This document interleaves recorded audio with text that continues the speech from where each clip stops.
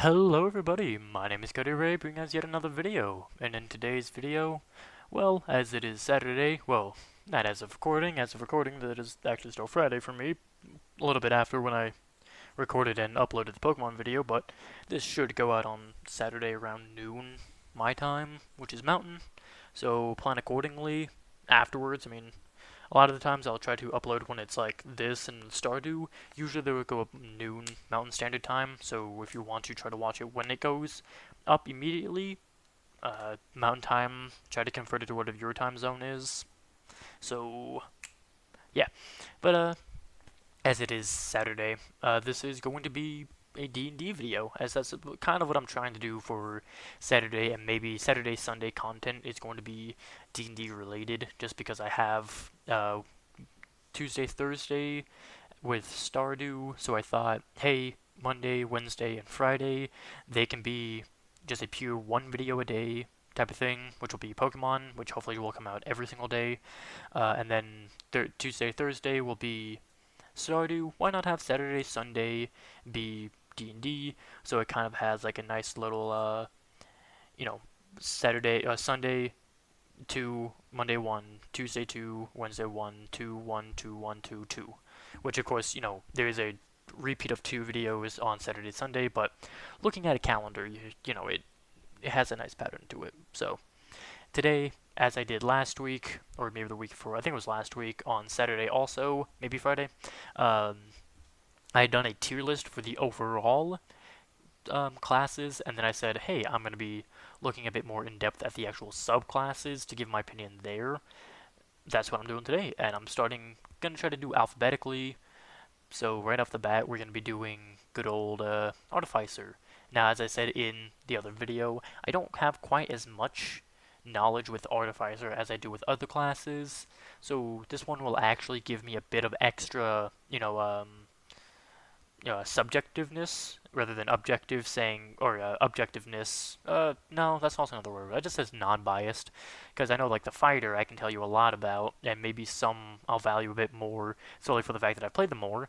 Not playing a lot of Artificer or Blood Hunter, it gives me a bit of extra knowledge in, like, less knowledge in them, which means that I don't have quite as much stake. I don't be like, hey guys, looking at them, obviously this one is better because I've played 3 of these and only 1 of these. Like, no, I generally don't have all that much knowledge with Artificer, so I can kind of just read out what they give you, give my opinion on whether or not they're really good, and then go from there.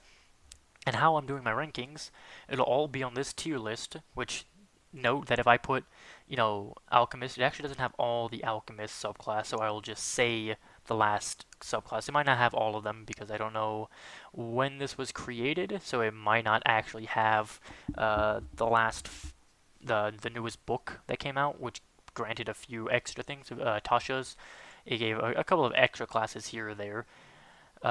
So they will have, different opinions, but note that when I rank Alchemist at the same level as I rank something else from a different class, I'm not saying that they are on the same tier. I'm just saying, like, when I'm ranking at the current moment, I'm ranking Artificer compared to Artificer, not Barbarian compared to Artificer. So if I put Barbarian less than this one, this is not saying that this Artificer Alchemist is better than Barbarian Ancestral Guardian. That is just saying that when I'm comparing Artificer to the rest of Artificers and Barbarian to the rest of Barbarians, that is the order I'm going in. So don't think that I'm saying that one thing is better than the other just because of where I put it in the ranking. Really? Can I will put all of the. Oh, now I can. Okay, so if I put it slightly above, it works. Interesting. So note that later on, because I will try to actually use the same thing, and I do want to try and keep every single picture that is here on this board, just so that you can, every time you watch the newest video, you'll be able to see, oh, Cody had put, this is how Cody ranked the Artificer, this is how ranked the Barbarian. So when I get all the way down here to the Wizard, you'll be like, okay, so these are all of his rankings. This is, how he ranked everything. And then I'll do a end video after all that ranking, maybe trying to rank. If I do it alone, I will, or maybe I'll try to get like Jamie to help me out with it, just because she's also played D&D a bit. I'll try to see if she also wants to come in, and we can try to get 2 opinions rather than just me, ranking every single subclass against each other, and maybe if Jamie also wants to, I can occasionally grab her for, maybe I'll just see if I can't grab random people who have played D&D a little bit, who don't mind being in a video, somebody who is more of an expert on Artificer, well, not on Artificer, but if I have somebody who's played Barbarian a good bit, who's played Bard a good bit, who's played Cleric, who's played, everything else. Some of them, like Fighter, I probably am not going to have another person with, because Fighter I have played a lot of, Paladin I have played a lot of, Bard I played a decent bit of, but I might get Jamie for it, because I know she's a big fan of that. So, I'll see if I can't get a couple of people in from time to time. If I can't get, like, other people in, and it's just Jamie, because I know Jamie doesn't mind recording, I'll see if she can't come in and help me rank them. She'll just be watching my screen as I rank them, so she'll be able to see this too, so she'll also know exactly what I'm reading off to give all of the opinion. And, I will try to, like, rank and say the extra ones that are added later on that are on this, because as you can see there's only 3 Artificer there, but there is 4 Artificer here, as Armorer is not here, but Armorer does indeed exist, because I believe it's Tasha that added Armorer. See, this also only lists 3 of them, but there's a 4th one. Just a little thing, maybe D&D, I don't think D&D really ever updates this, but they do remember to update this, so it's just really good. So do note that whatever I rank, this is just from opinion and a little bit of reading, so it is just going to be like what I read and how I think of them. So you might read something and you might interpret it a different way, or you might DM it a different way, or you have a idea of how it works better than I do, then you can rank it differently. I'm not saying I'm an expert at ranking stuff, especially not ranking Artificer, which I don't have a lot of knowledge in. And also note that ranking subclasses versus subclasses, the main criteria stuff is how much do they add versus how much do they kind of hinder what you get from the base class itself. So I'm not going to rank the subclasses on their infusion choices, because their infusion choices can be anything, and you can choose any infusion for any of these. So it doesn't matter what I choose for this, what I choose for this, what I get for this, what my scores are, what this is. All that really matters is what do I get at Alchemist spells? What do I get at Armor spells? What do I get for that? What do I get for the Arcane Armor? That's what really determines where I'm ranking them. What, are they giving the class more than other subclasses? Are there, like, yeah, this can be really good at making potions, right? As it should be. But is that all it does? Is just like a couple of extra, you can make like a couple of extra potions, and it doesn't really do much else? And you also have to find the ingredients or something for the Alchemist.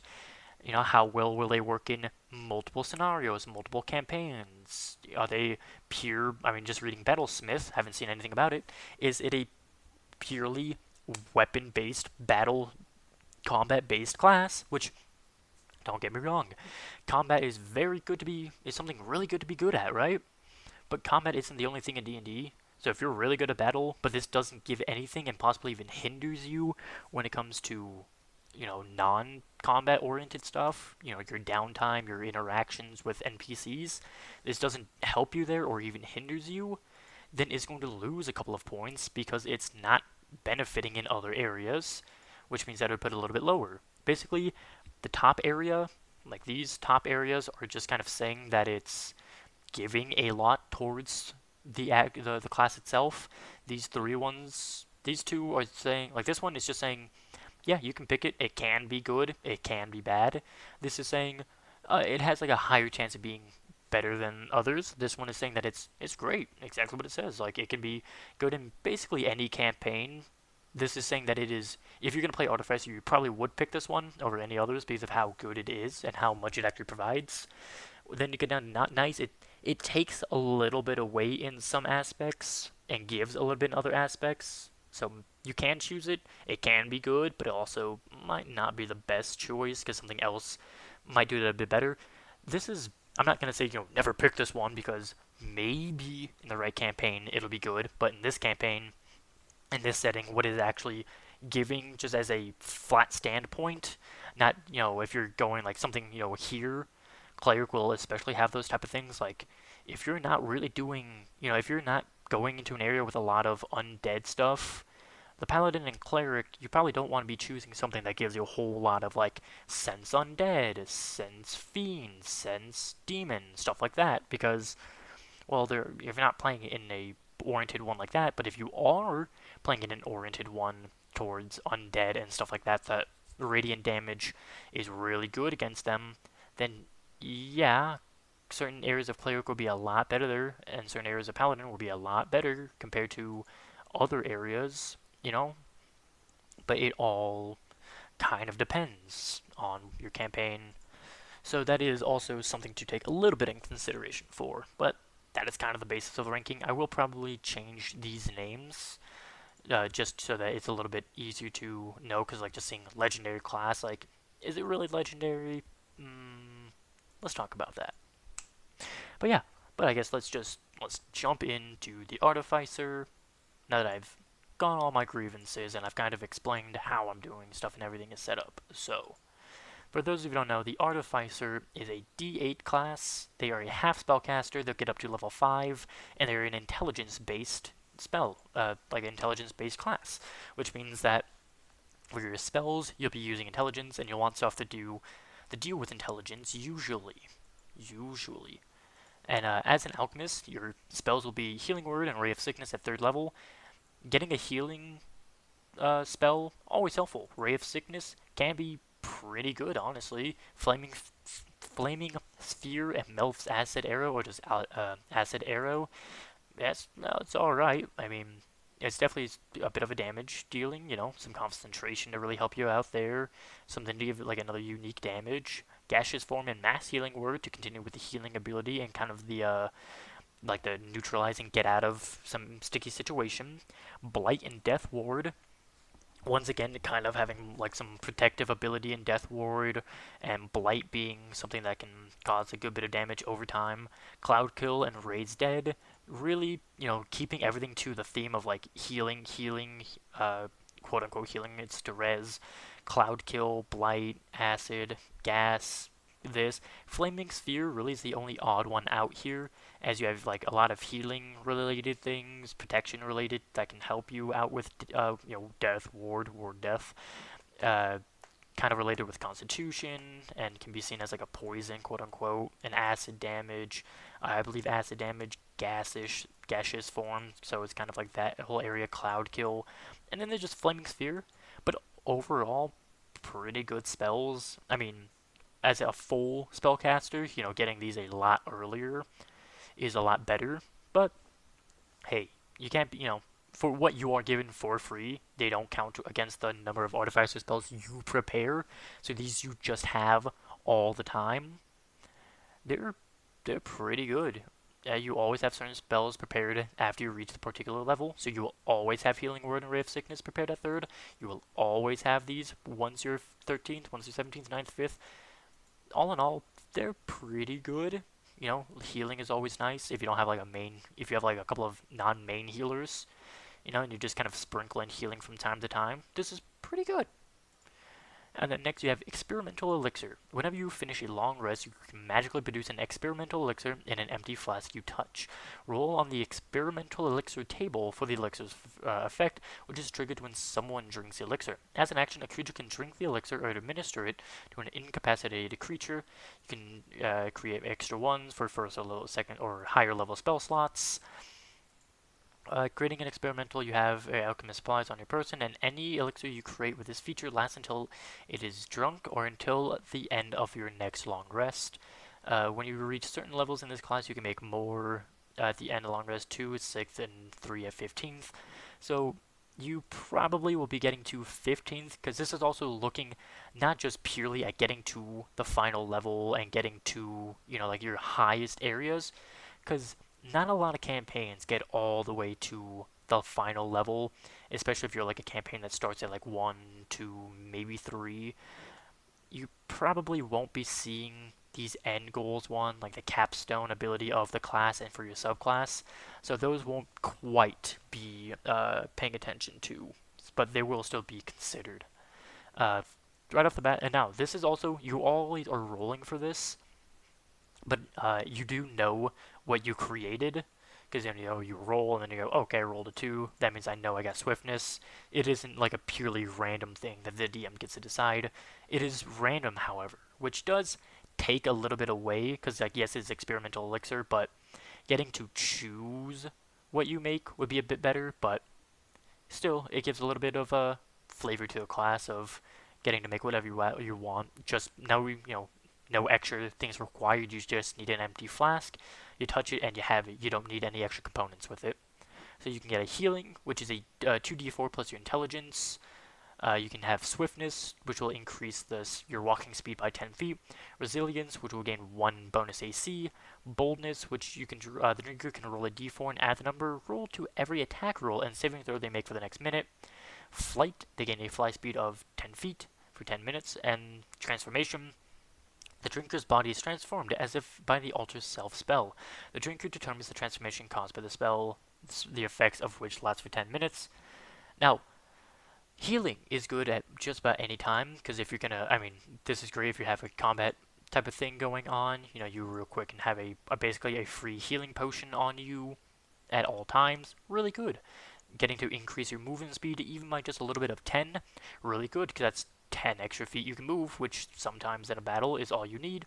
Resilience, this is really only needed in combat. There's never really another time when you kind of need to have to increase your AC, because like you don't need it outside of combat. This one swiftness can at least be used outside of combat. You know, if you just need to be able to move faster, for maybe if you're trying to transport, quicker, if you're trying to gain on somebody when you're pursuing. Healing, anytime healing is allowed, healing is just fantastic. Boldness, which is attack rolls and saving throws. Attack roll, really only used in combat. Saving throw can be used inside and outside of combat, which makes saving throws really good, which kind of really helps the boldness area of it. Flight, having a fly speed is pretty cool. If you don't have a fly speed and you all of a sudden can fly 10 feet, which isn't that much, but when you can't fly at all and all of a sudden you can fly 10 feet now, which means you can fly directly up, that's pretty cool. It'll be alright in combat. Nothing bad against that. And then transformation, not good in combat, but really good outside of combat. But then, of course, the issue comes down to is because you don't get to choose which one you get, it does hinder you a bit, because if you aren't going to be going into combat anytime soon and you roll a 3, well, this doesn't really do too much for you, because, cool, you can have a bit more AC, but there's never a need for it on that day. You get the transformation one, cool, you can make yourself look different, but if you're in the middle of, if you need this, but you're in the middle of combat, well, this isn't really going to help you. Flight is good, basically all the time. Swiftness and healing, if you're at full health and there's never a need for healing, then yeah, healing goes down a little bit, of course, but healing is also always helpful, because there's always a reason that somebody's going to get hurt, or because you have this, you can take a riskier action that might lead to you getting hurt, because you can just heal yourself a little bit. So healing, swiftness, boldness is pretty good depending on what you're doing, and flight are pretty good. Transformation, resilience, and a little bit of boldness are a little bit dependent on what you're actually doing on that time. Alchemical Savant, you're developed 5th level Alchemist feat. You've developed masterful command of magical chemicals, enhancing the healing and damage you create through them. Whenever you cast a spell using your Alchemist supplies as the alchemical spell as the Whenever you cast a spell using your Alchemist supplies as the spellcasting focus, you gain a bonus to one roll of the spell. That roll must restore hit points or be a damage roll that deals acid, fire, necrotic, or poison damage, and the bonus equals your intelligence modifier. So they're just saying that one of your rolls that you get to do gets a little bit of extra bonus to it, which will just be the roll will get an extra bit of your intelligence modifier, which means that you can deal, 4 or 5, probably at this time, probably 4 damage, maybe 3 damage if you didn't, depending on how well you rolled or if you took ability scores. You probably get an extra 4 damage or an extra 4 healing upon that spell, as long as your Alchemist supplies are your spellcasting focus.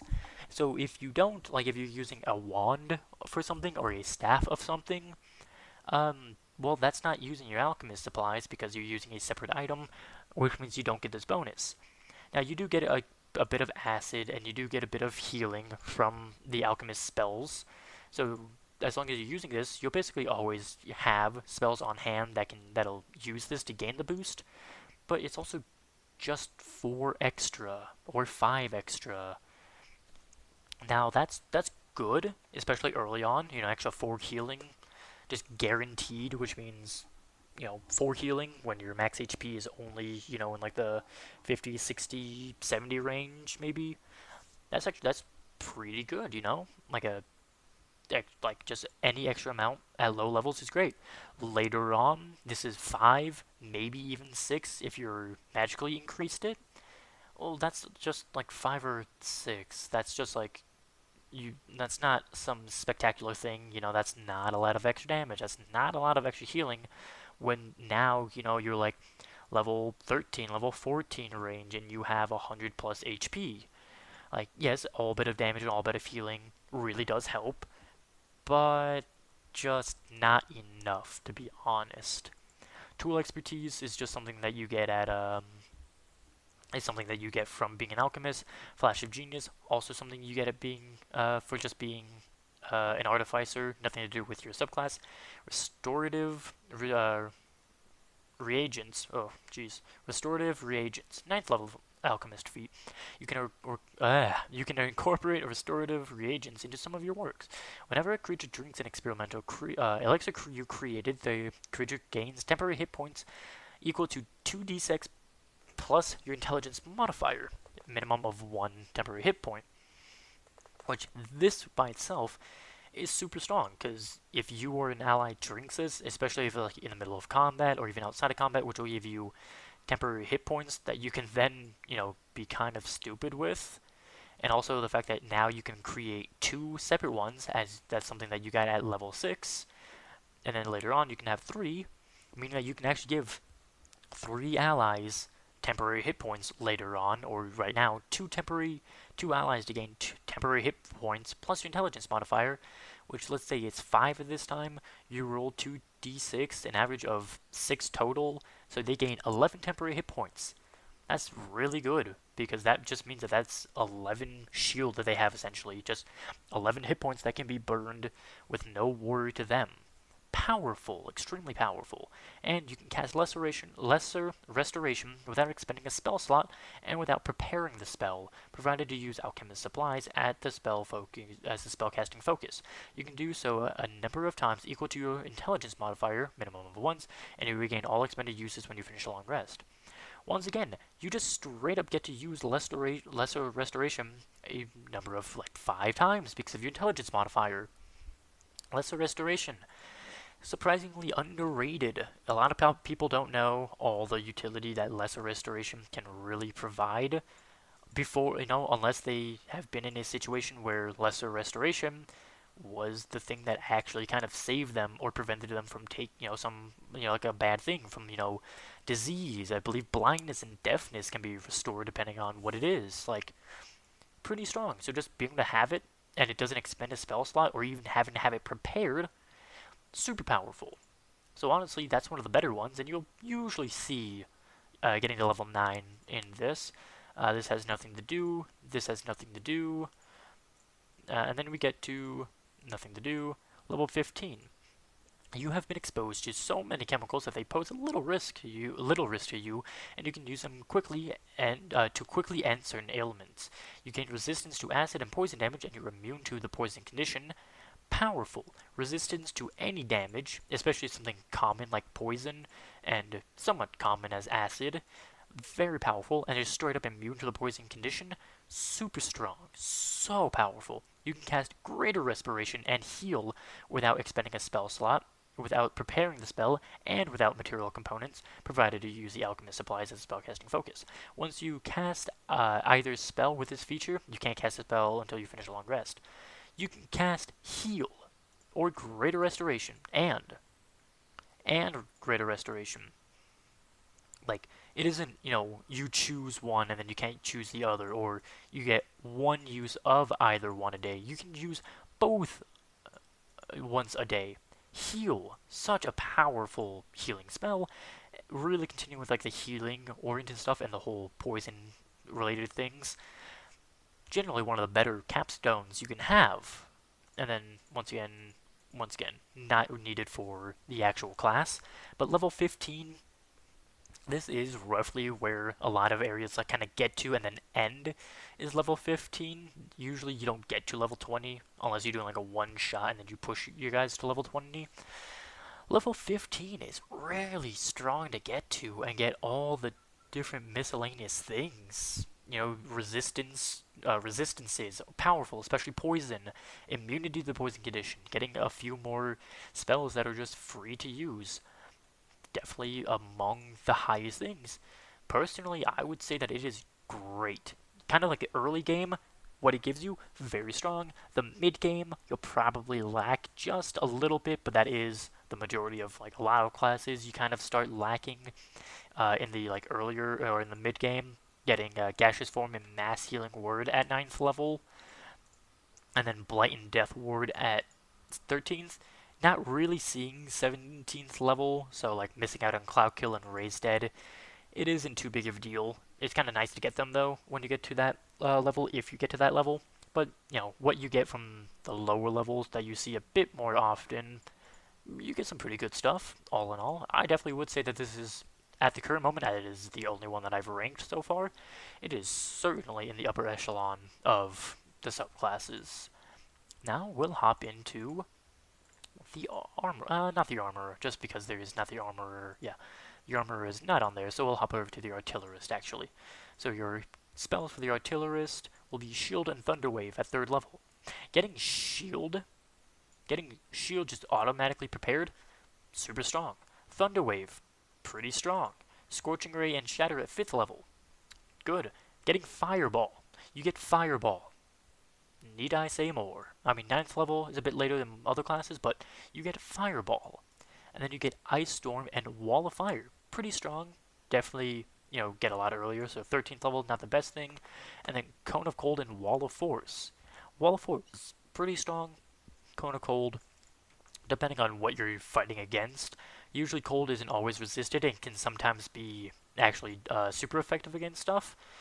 Is pretty good. Definitely like very, damage heavy related things, kind of some like defense to set yourself up from so people can't approach you, some more defense oriented things. So they really do keep with the theme of, quick high burst damage that can hit like an area of effect or hit multiple people, things to protect you against enemies coming in towards you. All in all, actually pretty good to get. Eldritch Cannon, 3rd level ability. You've learned how to create a magical cannon. Using woodcarver's tools or smith's tools, you can take an action to magically create a small or tiny eldritch cannon in an unoccupied space on a horizontal surface within 5 feet of you. A small eldritch cannon occupies its space, and a tiny one can be held in one hand. Once you create a cannon, you can't do so again until you finish a long rest or until you expend a spell slot to create one. You can only have one cannon created at a time. The other one, you just can't create another one. The cannon is a magical object regardless of size. The cannon has an AC of 18. Very high AC, by the way. 18, that's more than you'll probably have as an Artificer, and a lot of spellcasters probably won't be getting to 18. And so 18, pretty strong. And a number of hit points equal to 5 times your Artificer level, which means right off the bat they have 15 HP and an AC of 18. They are immune to poison and psychic damage. Really good. If it is forced to make an ability check or saving throw, everything is treated as a 10. That's, not too often that it'll be needing this, but, not having any negative is good. If the medding spell is cast on it, it regains 2d6 hit points, which, having the medding spell as, will basically be a necessity as one of your cantrips, so, at least if you're going to choose the artillerist one, so you'll probably be running mending solely for this reason if this is what you're choosing to be. It disappears if it is to 0 hit points or after 1 hour. You can also dismiss it early. You can also choose with the options from it, getting to choose this. So you can either have it be a flamethrower. It can also walk or climb up to 15 feet. You can have the flamethrower, which shoots a 15-foot cone that you designate. Each creature in that area must make a Dex saving throw against your spell DC, taking 2d8 fire damage on a failed save or half as much on a successful. The fire ignites any flammable objects in the area that aren't being worn or carried. So it's a 15-foot cone of 2d8 fire damage, keeping with like the very, attack-based, fire-based stuff that the class already gives. So it's pretty strong. Issue is that later on it is fire, so it does kind of lose out a bit on the fact that, like, yes, it can hit multiple enemies, and it does a decent bit of damage of 2d8. Issue, of course, being that it is against your spell save DC, which probably isn't going to be the highest thing, especially this early on, and Dex, which is, a lot of creatures, especially later on, like, very, kind of higher up. So those are a little bit negative. 2d8 is really good damage. Issue, fire damage is the highest resisted and immune damage, especially later on. So it's not exactly going to be the best overall thing to do. Force Ballista, making a range attack spell attack originating from the cannon at one creature or object within 120 feet of you. First off, range attack spell, a little bit better or a little bit worse depending on how strong your spell save DC versus your spell attack is. Usually spell attack will be a lot better than your spell save DC, but of course this one can't miss. This one will always do damage unless they are immune. On a hit, the target takes 2d8 force damage. 2d8, once again, has a good bit of damage that you can do, and it's force damage, which is, if not the most resisted, one of the most resisted for sure, but might be the most unresisted damage. So very few things would actually be able to half this damage. And if the target is a creature, it is pushed 5 feet away from the cannon, which potentially means that you can just straight up use this one to just shoot somebody off of a cliff, or off an edge, away from your teammates, away from you. All very strong things that you can do. You can potentially, later on, when you have your walls up, you can do wind wall, or you can have wall of fire up. You can shoot the enemy into your wall of wind, your wind wall, or your wall of fire. Or you can combo with another spellcaster who already has that up. Powerful. Protector. The cannon emits a burst of positive energy that grants itself and each creature of your choice within 10 feet of it a number of temporary hit points equal to 1d8 plus your intelligence modifier. Now this one is pretty good, as early on, 1d8 plus 4, we'll say, is a decent bit of temporary hit points to get. Later on, you'll probably not be choosing Protector, at least unless later on these things become just better overall. Like it'll become, 2d8, 3d8, 4d8 later on. I don't know. It also is only a 10-foot radius, so that'll probably be your thing if you know you're going to battle. You get your Protector Cannon out, you use its ability, and then that's about it. So, but later on you'll get Arcane Firearm. You know how to turn a wand, staff, or rod into an arcane firearm, a conduit for your destructive spells. When you finish a long rest, you can use woodcarver's tools to carve special sigils into a wand, staff, or rod, and thereby turn into an arcane firearm. The sigils disappear from the object if you later carve them on a different item. The sigils otherwise last indefinitely. You can use your arcane firearm as a spell casting focus for your Artificer spells. When you cast an Artificer spell through the firearm, roll a d8 and you gain a bonus to one of your spell's damage rolls equal to the number rolled. The fact that your whole shtick is that you're supposed to be doing a lot of damage, and you can get a wand that gives you +1 to your spell casting, and then you can increase the fact that you'll get a d8 bonus on top of that, that is huge. You can even do that on a Wand of Fireball or a Wand of Magic, well, not a Magic Missile because it doesn't need it. Oh no, damage rolls. So you can, I think, use that on like a Wand of Magic Missile, which means that one of your Magic Missiles will just do an extra d8 of damage, which is terrifying. Or you can put it on, any attack roll, or not attack rolls, damage roll. That's just free damage. You're going to be using a wand, staff, or rod anyways. So this is actually just something that you naturally be using. You just get a wand, you carve into it, and boom. And then if you get a better wand or a staff or rod later on, you carve it into that one. Boom. This one just purely benefits in every way. This one being like this is the class's whole shtick. This one just really adds to the class itself instead of like creating the subclass stuff. This is just adding to the class. Super strong. Explosive cannon. Every Eldritch Cannon you create is more destructive. The cannon's damage roll all increase by 1d8, which means that these two do 3d8, which makes them a bit stronger. Definitely this one has 3d8 without being resisted. Very strong. As an action, you can command the cannon to detonate. I think saying the cannon's damage might also mean this might also go up to 2d8. Debatable as if that's what they were intending to mean, but probably not, as they're talking about destructive and saying damage rolls. So, but you might, your DM might let you do it. I would say that it would go to 2d8 on the protector. That's me personally. As an action, you can command the cannon to detonate if you are within 60 feet of it. Doing so destroys the cannon and forces each creature within 20 feet of it to make a dex saving throw against your spell save DC, taking 3d8 force damage on a failed save or half as much on a successful one. So basically what you can do is create the protector, gain that temporary hit points, have a strength-based person just throw it into the enemies, blow it up, and then create a new one. So you get the hit points, you get a bit of damage on enemies, and you have another cannon out. Which, yeah, that might waste one of your first level spell slots, but that's kind of what the Artillerist is supposed to be doing, is having a cannon out at all times. And then that's basically using a bonus action to get a free 3d8 damage from one of these two. So that's just, overall, why would you not be doing that? Really strong, adds to the previous stuff fairly well, I would say. Fortified position. You're a master at forming well-defended places using Eldritch Cannons. You and your allies have half cover while within 10 feet of a cannon you create with Eldritch Cannon as a result of a shimmering field of magical protection that the cannon emits. So it's not even that you have to be 10 feet behind it.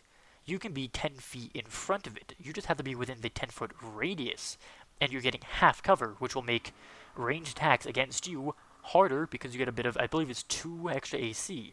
You just have to be within 10 feet of it, which the fact that that's how it's worded just makes it really good. And then you can have 2 cannons at the same time. You can have 2 cannons at the same time. Now I don't know if you know what that means, but you can have 2 cannons, which means that you can throw out your fire one, you can pull out the actual gun itself, and then you can just be shooting people while your fire cannon protects you while you're in front of it, while you're shooting people from a distance to keep them away from you. And if they try to attack you with range attack rolls, well, you have half cover, which means you get a plus 2 AC from being near your cannon. Especially if you're holding the cannon, that means that you're just always a shield around you. That's just powerful. You can create 2 with the same action, but not the same spell slot. And you can activate both of them with the same bonus action. You determine whether the cannons are identical to one or identical to each other or different. You can't create a third cannon while the 2 are out. So they don't have to be the same, which is powerful. And you can just create both of them at the same time. And then you can so potentially you can create the protector and a gun, throw and blow up the protector when you already get the temporary hit points for you guys, and then you can later on toss your flamethrower out to kind of fortify yourself against that, throw up a wall of flame, and then just be using bonus actions to be shooting fire from a distance and shooting your cannon in your hands, and you'll always have some protection on you. Or you can potentially just throw your cannon, the flamethrower, out a little bit of ways. One of your other spellcasters can be with that one, so they're getting half cover, while you constantly have half cover as you're holding a gun on you. Just super powerful, and to be honest, this part is what really makes it strong. Like, having 2 is really cool and all, but you get half cover within 10 feet of it when you've created it. You can just be holding it, and you're getting getting half cover. And then it does more damage. Like, this is just overall, like, one of the best things you can get. Like, the spells also work incredibly with it, as they actually really kind of focus on protecting you. Like, the spells that you get from the Alchemist don't really boost your alchemical related things. Like, yeah, they're alchemical related in a sense, in the fact that, like, they're poison and acid and stuff like that. But like this, you can protect yourself, you can protect yourself, you can protect yourself, you can protect yourself. Cone of Cold for the thing related to your cannon, well, that one's not related to your cannon, it's ice, but related to your cannon, protection, like, really good things to protect you to hide behind a wall while you're just shooting people from a distance. I would definitely say the best and put Alchemist just a little bit down, solely for the fact that the spells actually don't really boost the Artificer Alchemist above the rest. Like, it doesn't benefit what you're using the Alchemist for. The spells aren't gaining to that.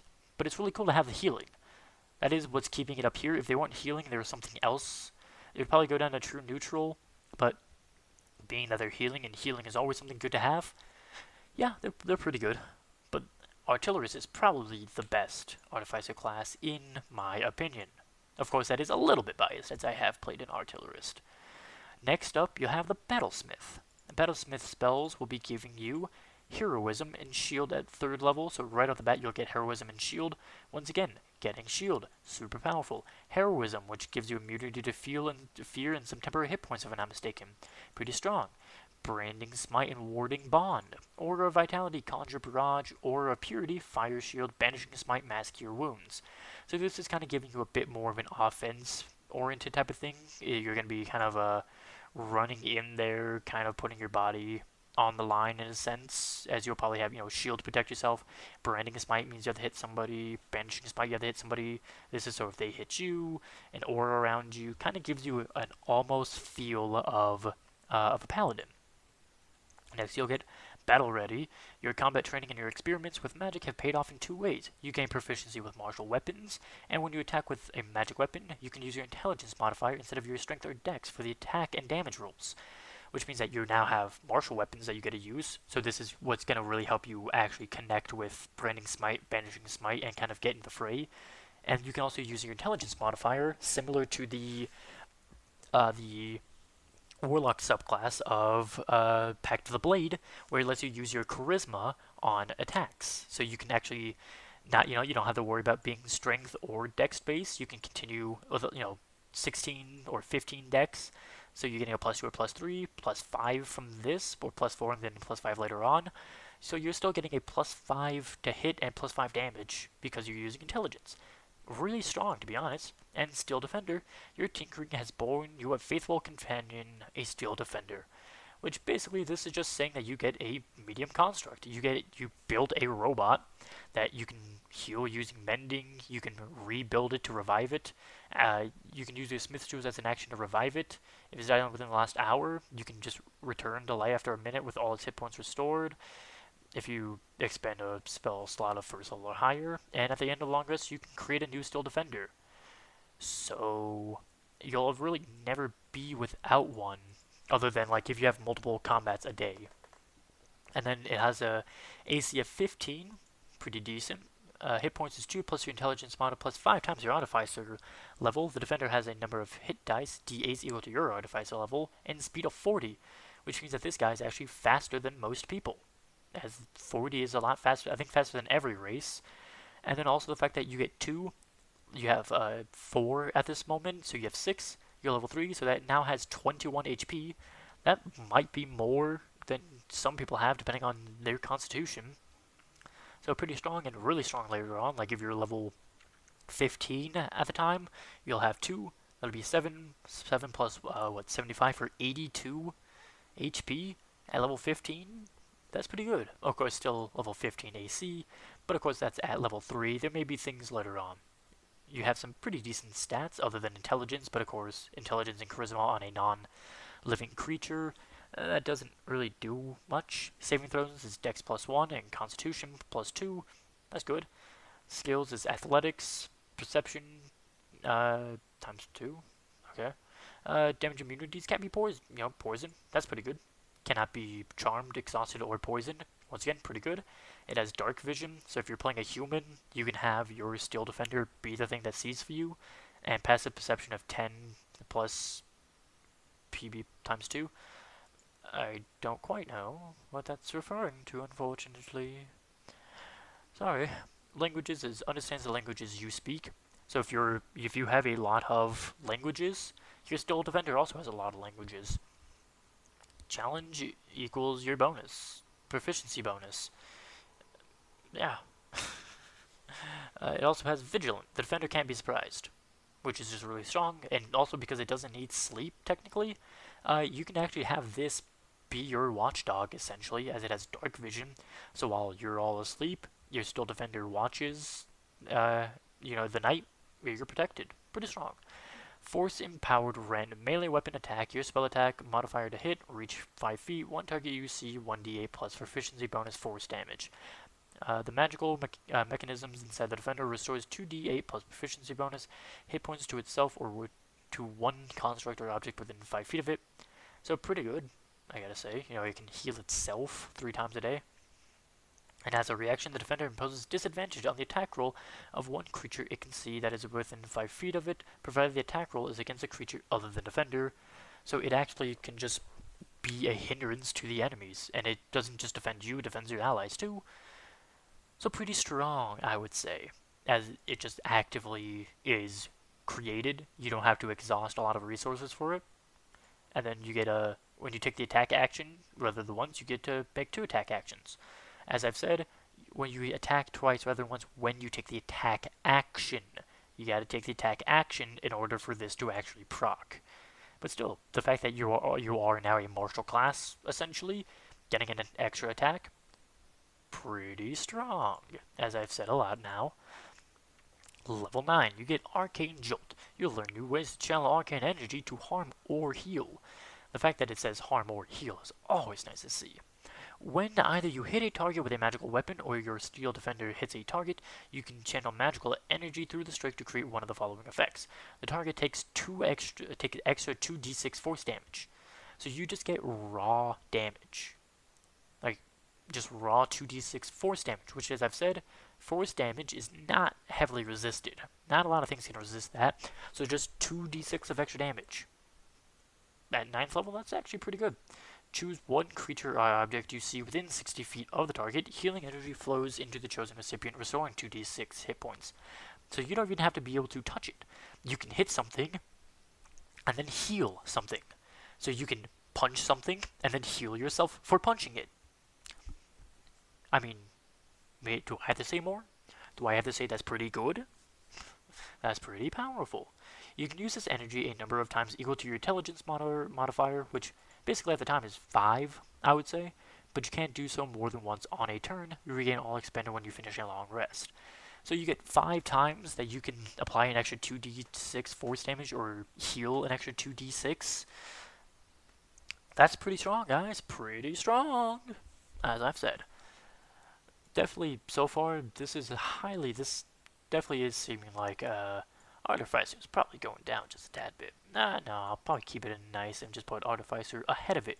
Because I am going to say that they might go on the same tier, but if I put it in front of it, that's just saying it's a little bit better. Like a B plus instead of a B, essentially. And then you have Improved Defender. At 15th level, your Arcane Jolt and Steel Defender become more powerful. The extra damage and healing of the Arcane Jolt both increase to 4d6. So that's 4d6 force damage or 4d6 healing. Just raw. Which at this time would be either 5 or 6 if you've increased by magical means. Yeah, that's pretty strong. And now your Steel Defender has an AC of 17. Whenever your Steel Defender uses its deflect attack, the attacker takes force damage equal to 1d4 plus your intelligence modifier. So not only do you impose disadvantage on the enemy, but they also just take damage.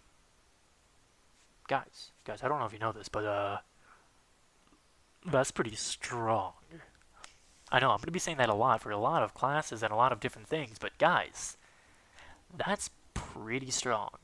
And I know some of you might be like, oh, actually, Cody, this is how that works. It's not that strong. Yeah, that is probably how that works. I don't know it at this time. But hey, reading it and understanding it how I understand it, that's pretty strong. So certainly with the fact that the spells that you get from this really kind of help you out in what you're supposed to be doing, which is running in and kind of attacking enemies now. So you can give shield, you can give heroism, branding smite, fire shield, banishing smite, mass cure wounds, conjure barrage. You get the abilities of 2 different auras. Those are all pretty strong, especially when a motorcycle passes by on the street, just revving his engine. Hopefully that doesn't pick up too loud, but hey, sorry if it does.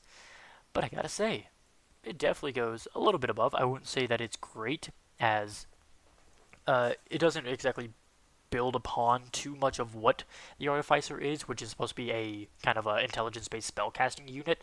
This kind of turns him more into a intelligent battle-focused character, which isn't bad by any means, but it isn't improving upon what it's supposed to be doing. But it does take it in a different direction, and it doesn't like draw it back to the point where he's actually useless, because you can also, with some of the infusions, give yourself armor, I believe, and you can give yourself weapons that are +1 or +2. You can actually start kind of protecting yourself and making yourself a bit stronger, which is pretty strong. So, and last but not least, maybe not least at least, is the Armorer, which does not have an actual little picture that I can put up here, but I will say the ranking that I'll give it when I'm done giving it a little look over. So, right off the bat, at 3rd level, your spells are Magic Missile and Thunderwave. You get Magic Missile. This is one of those, like, if you play D&D, you look at 1st level, you see Magic Missile, and you go, oh yeah, it's all coming together. So you just get Magic Missile prepared. Oh yeah, it's all coming together. Mirror Image and Shatter. Shatter's pretty strong, guys. Lightning Bolt. Fire Shield and Greater Invincibility. Wall of Force. Overall, those are pretty strong. And then you get Arcane Armor. Your metallurgical pursuits have led, blah blah blah. You get the following benefits while wearing this armor. So it's a special sort of armor that you get to wear. If the armor normally has a strength requirement, the Arcane Armor lacks this requirement for you. So if you are not a high dex-based character, and you just want to straight up wear heavy armor, well, plop it on, big boy. As an action, you can turn a suit of armor you are wearing into Arcane Armor, by the way. You can use the Arcane Armor as a spell casting focus for your Artificer spells. So you can just wear an armor and then shoot your spells through that. Pretty cool. The armor attaches to you and can't be removed against your will. It also expands to cover your entire body, although you can retract or deploy the helmet as a bonus action. The armor replaces any missing limbs functioning identically to a limb it replaces. So if you lose an arm from something, this will just give you an arm, which means that you can just be a robot. You can be a cyborg. Like, you can canonically just be a cyborg. You can doff or don the armor as an action. The armor continues to be Arcane Armor until you don another suit of armor or you die. So the fact that, one issue is that if you're wearing heavy armor, you will be at disadvantage. You can literally just take it off or on instantaneously, which means that if you guys need to start stealthing, you can just take it off instantaneously, and then you're no longer at disadvantage with stealth. That's pretty good. And then missing limbs. So if you somehow lose an arm, lose a leg or something, this will give you an arm or a leg back. And then being in a spellcasting focus, that's good. And then taking away strength requirements. So if you're not a strength-based class and you want to wear heavier armor, well, then this will be your thing. Armor model, which you can either be Guardian or Infiltrator. Each model includes, you can customize your Arcane Armor. When you do so, choose one of the following armor models. Guardian or Infiltrator, the model you choose gives you special benefits while you wear it. Each model includes a special weapon. When you attack with that weapon, you can add your intelligence modifier instead of your strength or dex to the attack and damage rolls. So this does the exact same thing that the Battlesmith does, but it gives you a weapon that is also based on your intelligence, and you can change the armor's model whenever you finish a short or long rest, provided you have smith tools in hand.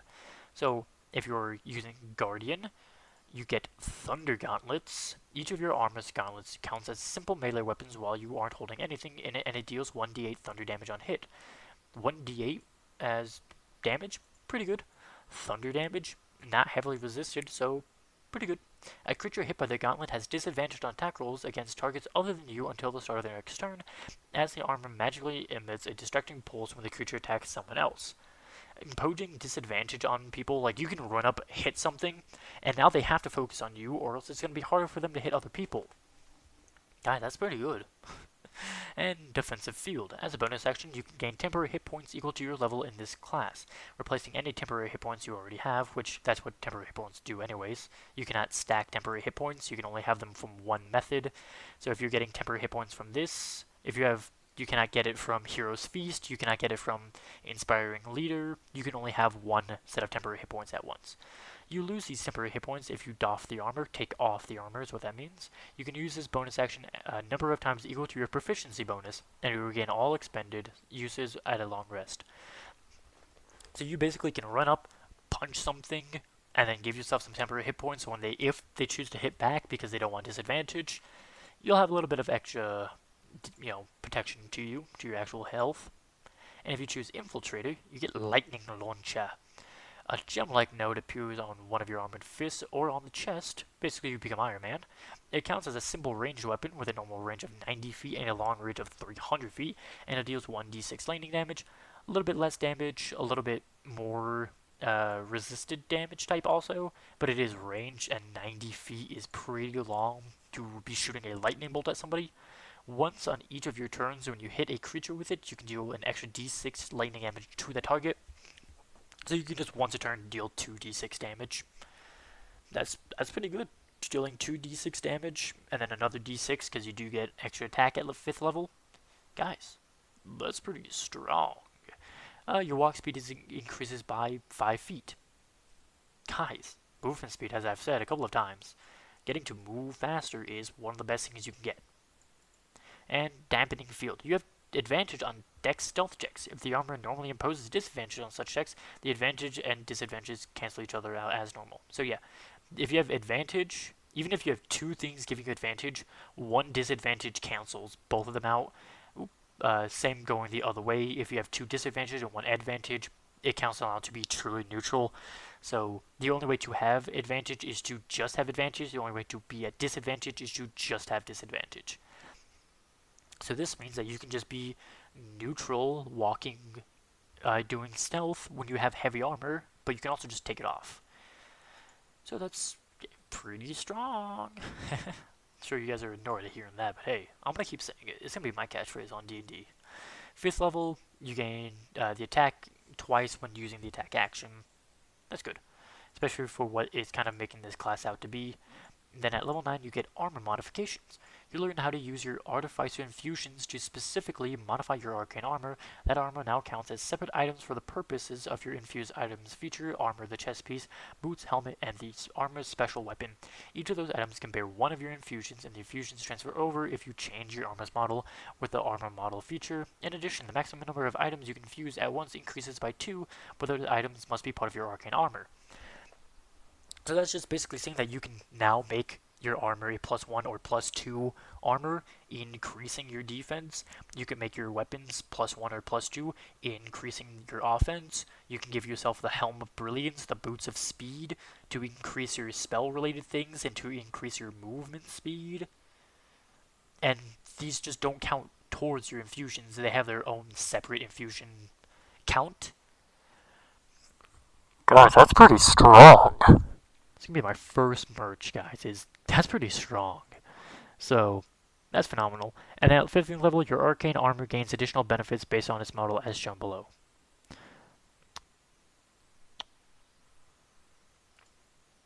That's thanks for not showing me anything.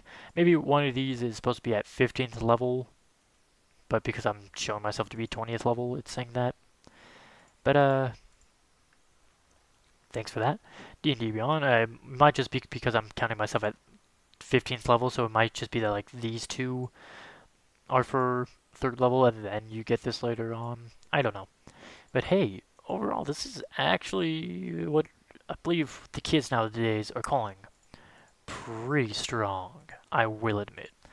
I gotta say, for comparing this with the Battlesmith, which is kind of what it's related to, but gives you a bit of extra stuff, as it gives you an armor that you can put on, and some other benefits, I would definitely say that it is probably great. Like, this is B+, this would be like A-, like this is like an 88, that's like a 91, so it just ekes out as it gives a couple of extra benefits to you, to kind of just eke it above the Battlesmith.